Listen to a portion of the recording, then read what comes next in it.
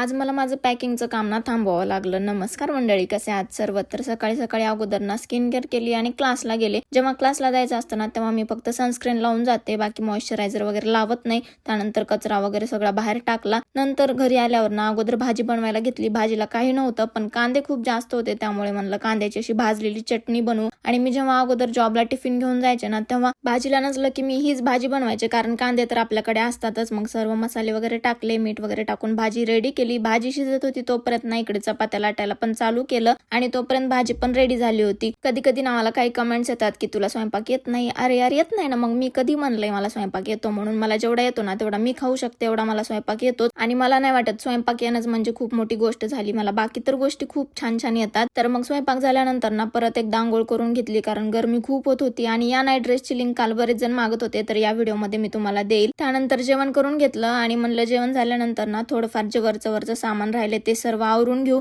पण अचानक एवढं जास्त आभाळ आलं आणि एवढ्या जोरात पाऊस चालू झाला ना, मग काहीच करायचा मूड राहिला नाही. आणि लाईट पण गेली होती, त्यात शूट पण झालं नसतं नीट. आणि मेन म्हणजे दिसतच नव्हतं काही घरामध्ये. बघा इकडे किती अंधार झाला होता, 4 वाजता. आता वातावरण असं झालंय म्हणल्यावर मला चहा प्यायचा मूड होणार नाही असं शक्यच नाही. त्यामुळे लगेच ब्लिंकिटवरनं दूध आणि बिस्किट मागवून घेतलं. आणि त्यात ही लाईट ना खूपच डिम चालत होती, पॉवर नव्हती जास्त, म्हणून मग मी लाईट बंद केली आणि इंडक्शनवर ना चहाची प्रोसेस चालू ठेवली. चला आजच्या पुरतं एवढंच.